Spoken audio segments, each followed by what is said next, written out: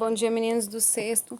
Vamos começar o capítulo 10 do módulo 4, né? O ar em nosso planeta. E aí, esse capítulo eu dividi ele em duas partes. Então, a primeira a gente vai falar sobre a atmosfera, né? Que é a camada de ar ao redor da Terra. O que a gente não vê, mas que a gente sabe que ele existe? É isso mesmo, né, meninos? É o ar. Né? Nós não podemos ver o ar nem tocá-lo, mas sabemos que ele existe, né? Então, ele é invisível, incolor, que não tem cor, inodoro, que não tem cheiro, mas existe, né? Ele tem peso e ele ocupa lugar no espaço. Portanto, que a gente percebe que ele ocupa lugar no espaço, porque dentro dos balões, né, nós vimos a presença do ar. Por isso que o balão ele infla, o pneu, a bola, né? A atmosfera, ela é a camada de ar que envolve o nosso planeta, né? E ao redor de toda a superfície. Essa camada, ela é formada por uma mistura de gases, que a gente vai ver já já quais são esses gases, e ela auxilia no controle de temperatura, e ela é muito importante para a manutenção da vida na Terra. Então, é essa camada, né, que vai manter, né, os valores das temperaturas ideais para a existência dos seres vivos. Essa camada aqui, ó, que a gente podemos observar nessa imagem, que há uma clarinha em volta do planeta. Então, a atmosfera, ela significa esfera de ar, né, camada de ar, é uma camada formada por gases e vapor de água e vai envolver todo o nosso planeta. Sem a atmosfera, não haveria vida em nosso planeta e também não existiriam os ventos, as nuvens e as chuvas. A composição do ar atmosférico, ele é formado por nitrogênio, em torno de 73%, que é esse alaranjado aí, oxigênio em torno quase 21%, tem livro que já arredonda para 21%, e argônio 0,9% e outros gases aí, né, em 0,3%. Quando a gente fala nesses gases, meninos, os gases mais importantes na atmosfera, nós temos o gás oxigênio, que ele é necessário para a respiração dos seres vivos, tanto animais quanto as plantas. Uai, professora, as plantas respiram? Sim, gente, elas respiram como nós. Ela pega gás oxigênio e elimina gás carbônico. Ela faz esse processo de dia e de noite. Agora, a fotossíntese é um outro processo que é a produção de alimento e ela faz a conversão, certo? Ela pega o gás carbônico e transforma em gás oxigênio, e somente durante o dia na produção na presença de luz.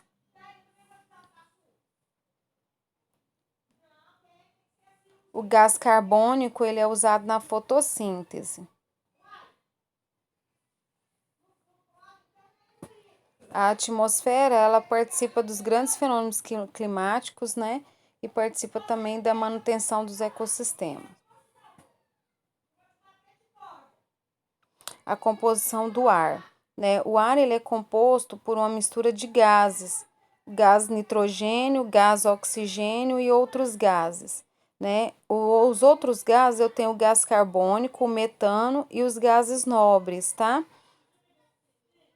Há normalmente uma certa quantidade de vapor de água, que varia bastante conforme certas condições atmosféricas. Nas cidades industrializadas, né, nós podemos encontrar no ar a poeira, a fuligem, a fumaça, né, a presença de outros gases também que vai prejudicando a qualidade desse ar e, em consequência, a nossa saúde, né? Também temos os micro-organismos, né, presentes nesse ar.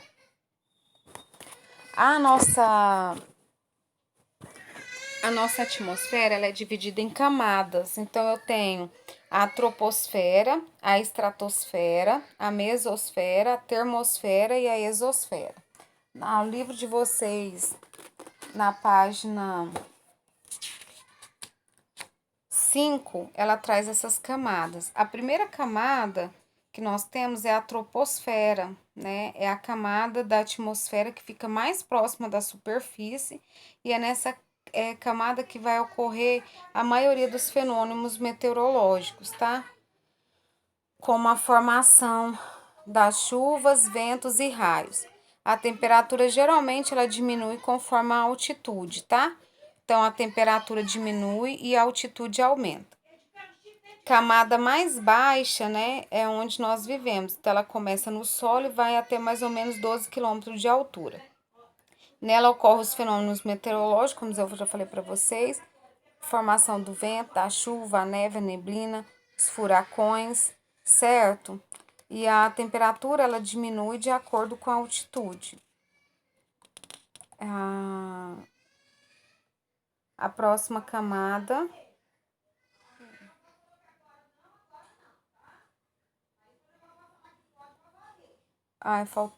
não tá aparecendo aqui para mim a estratosfera. Não aparece aqui para mim o meu slide. Deve ter ficado maior. Então, eu tenho a estratosfera, né? É onde se encontra a camada de ozônio. Vou voltar aqui um pouquinho. Aqui, ó. Estratosfera é a camada que fica acima da troposfera, né? Nessa camada, eu tenho a camada de ozônio. Olha aqui para vocês verem onde eu tenho a camada de ozônio. E ela é responsável por absorver parte dos raios solares emitidos pelo Sol. Nessa camada não existe nuvens, tá? É diferente das camadas anteriores aí que a gente está estudando.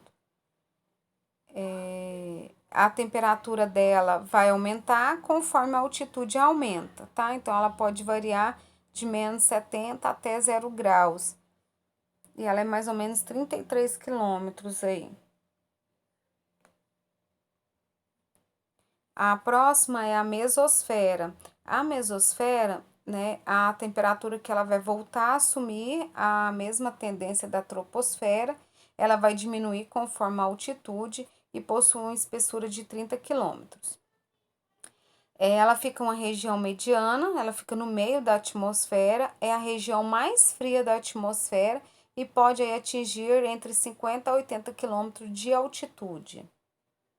Por último, nós temos por último não, temos mais uma camada, né? Nós temos a termosfera, ou também chamada de ionosfera. Essa é fundamental para os meios de comunicação. É nessa camada que a gente vai ter os satélites artificiais, tá? Os satélites eles pegam a ondas de rádio que são refletidas e devolvem para a superfície terrestre. Nessa temperatura são elevadas, né? Pode atingir até 1000 graus Celsius e ela tem mais de 400 quilômetros de espessura. É isso, né? Nessa camada eu tenho os satélites. A minha outra camada é a exosfera. A exosfera também não tá aparecendo aqui, então eu vou mostrar aqui para vocês. Aqui eu tenho a exosfera, é a última camada da atmosfera, é a camada mais externa e ela tem baixa gravidade, né? E ela vai ter a presença do gás hélio, nitrogênio, oxigênio e argônio, né? E aí já se dissipam para o espaço. É nessa região que eu vou ter as naves espaciais aí com os astronautas para estudar aí as nossas, né, toda a movimentação aí. Então, eu tenho aí as naves, né, que estudam aí os foguetes, na verdade, certo?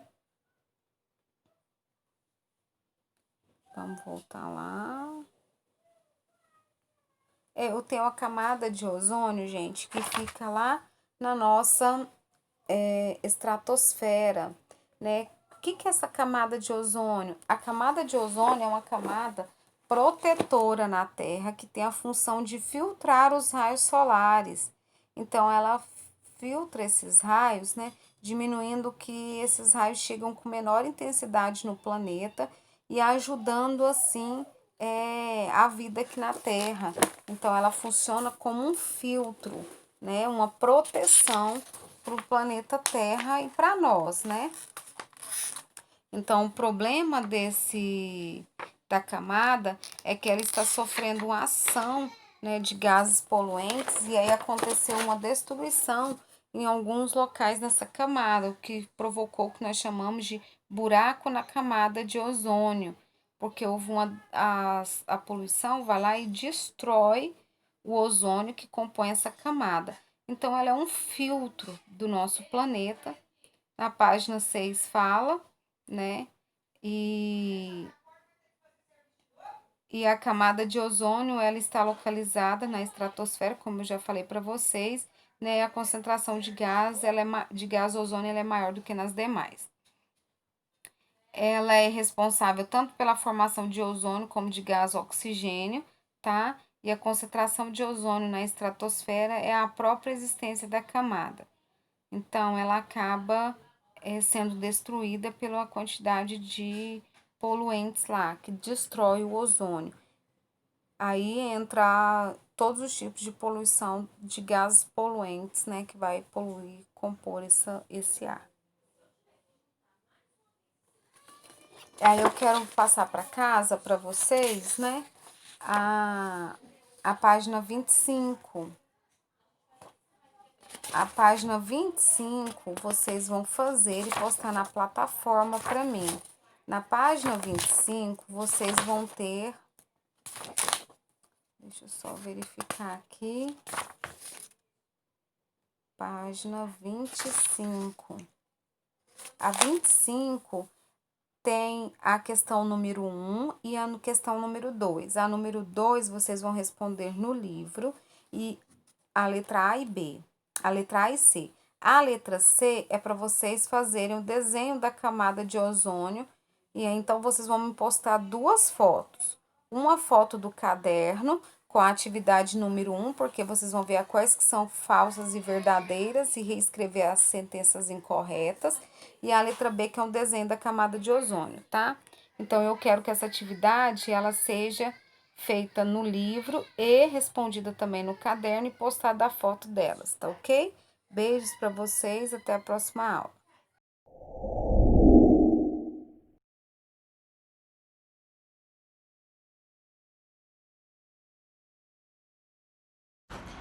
Good morning, hello guys from 6th grade, how are you guys doing? Saudade já, uma semana inteira longe assim, sem aula. Né, a gente teve a Semana da Criança, Semana da Brincadeira. Children's Week, it was nice, it was good. First day with Leidson and Senshi, and then with Iris and Cristiane, and then with Val and me. So many different activities, nice activities, slime, geography, volcanoes, eruption, and many other kind of stuff. The visiting to Frida Kahlo's museum, and then we had a game, right? A competition between boys and girls. It was a nice time with you. It was really nice. But getting back to the reality, we're gonna go now to Unit 2 from your English books. So, 6th grade, Unit 2, My Family. The topic of the unit is super simple. My Family é um tópico fácil. É família. A gente já estudou sobre os family members, a gente já estudou sobre family tree, que é a árvore genealógica.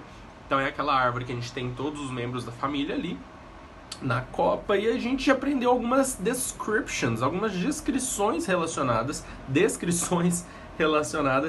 a esse tópico.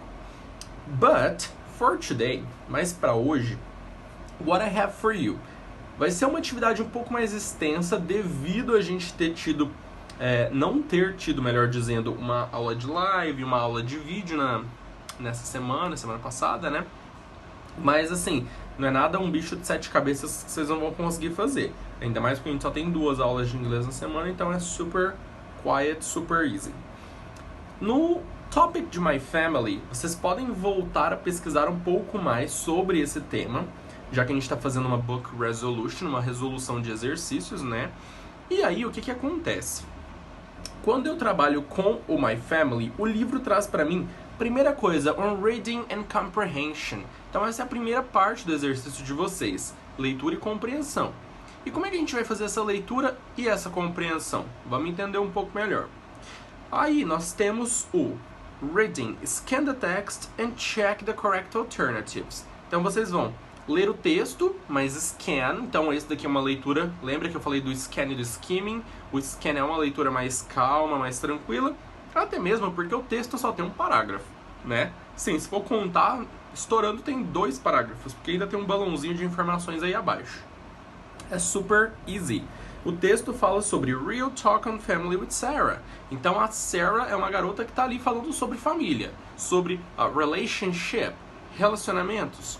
Beleza. Então a número 1 já pede para vocês falarem qual que é o tópico ali do texto, sobre o que o texto é. A número 2 tá falando onde que o texto foi publicado. É uma revista, é um jornal, é um website, é um livro? Onde que foi publicada essa história, esse texto? A número 2 diz o seguinte: read the text, write T for true and F for false. Então nós temos aí number 1, 2, 3 and 4. Vocês vão marcar se a informação sobre o texto ela tá true, verdadeiro, or F, false, está falsa. Number 3.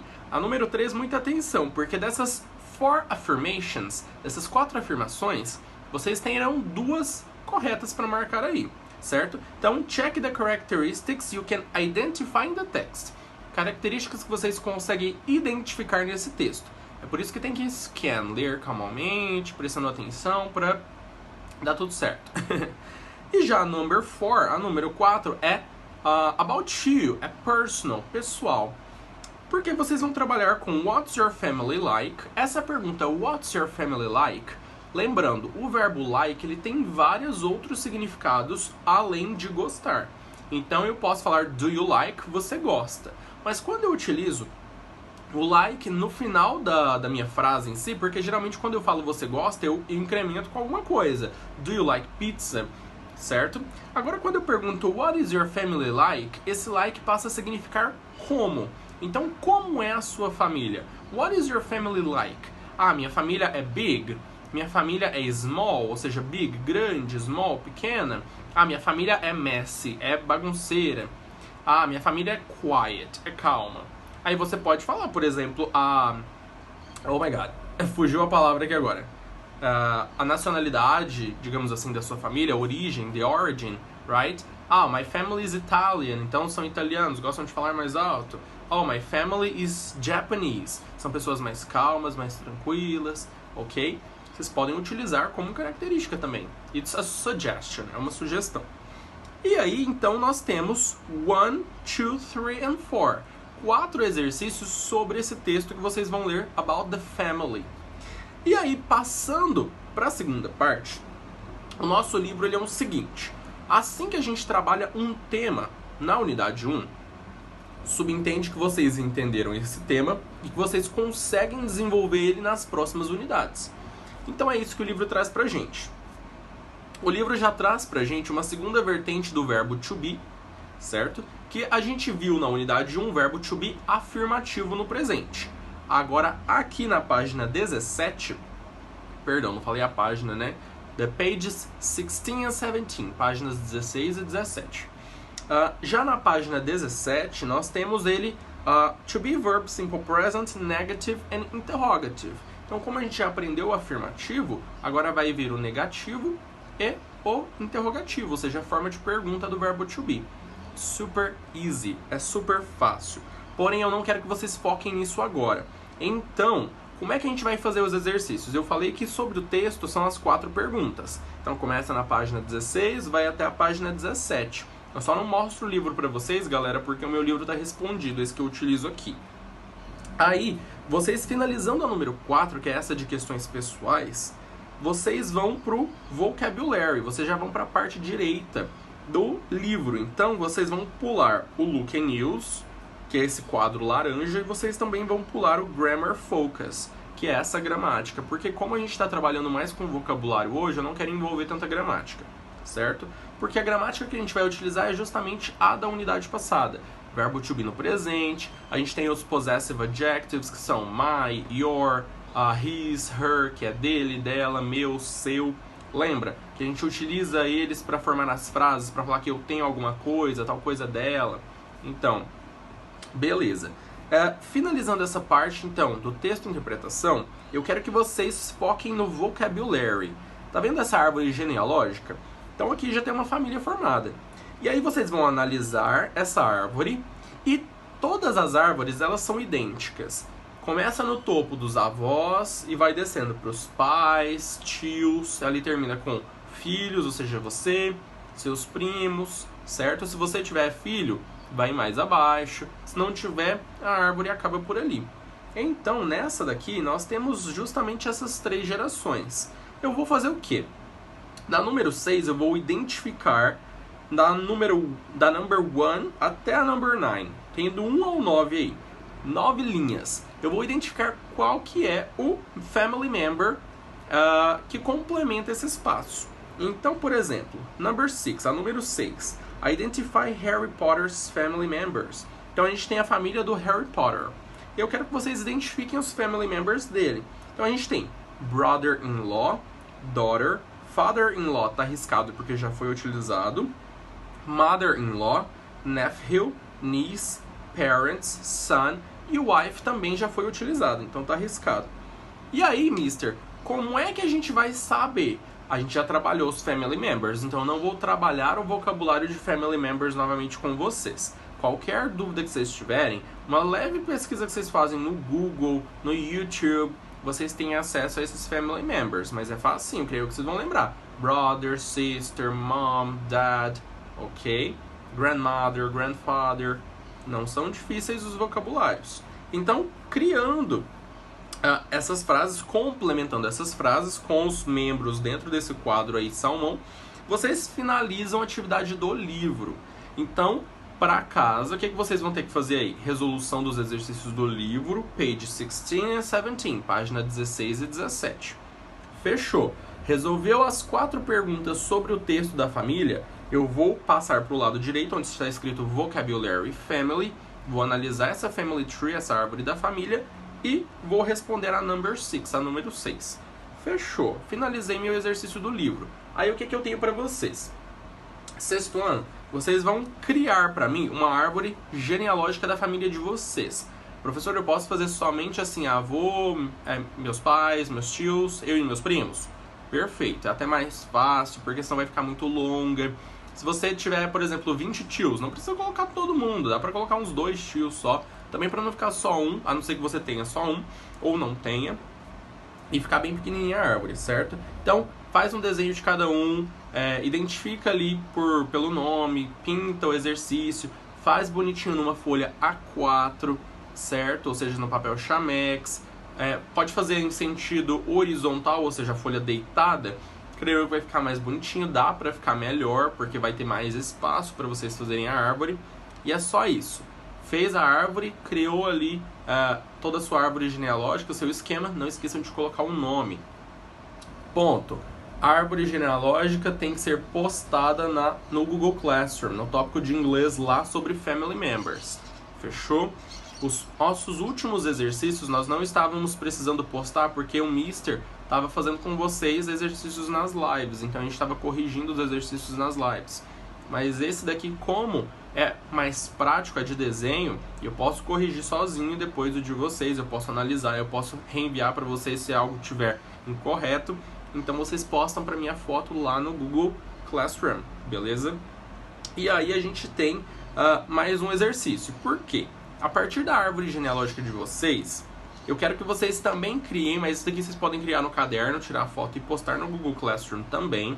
Vocês vão criar 5 frases para mim, utilizando o verbo to be no presente, que é aquele da unidade passada que a gente viu, certo? Afirmativo no presente e os possessive adjectives, os adjetivos possessivos. Vamos relembrar então quais são os verbos to be no presente.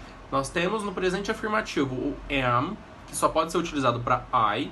Nós temos o is, que só pode ser utilizado para he, she ou it. E nós temos o are, que pode ser utilizado para todo o restante. You, do singular, you, do plural, we e they, certo? Então nós temos 3 verbos to be no presente afirmativo, que é am, is e are. E aí eu tenho os meus pronomes. I, you, he, she, it, we, you, they. Pronome substitui um nome.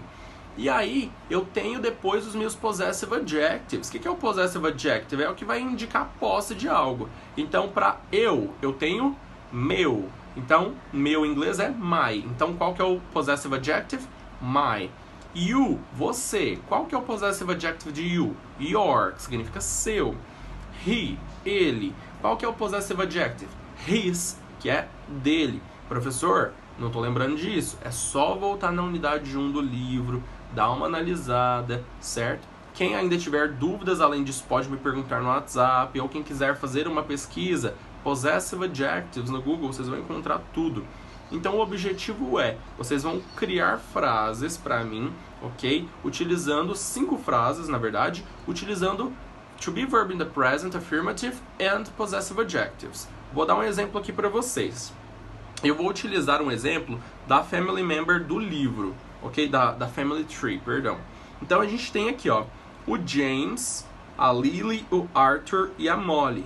Vamos dizer que o Arthur e a Molly, que estão lá no topo direito, eles são os avós. Então eu vou falar Arthur is, então já utilizei o verbo to be, o Arthur é. Aí eu vou utilizar o possessive adjective. My, meu, grandfather, avô. Então, Arthur is my grandfather. Eu utilizei uma pessoa, não precisei utilizar um pronome, porque eu já posso utilizar um nome para melhor identificar. Ok? Vocês podem fazer dessa forma. Eu identifiquei o Arthur. O Arthur é singular, é ele. Então eu vou utilizar o verbo to be para ele, que é is. Então, Arthur is.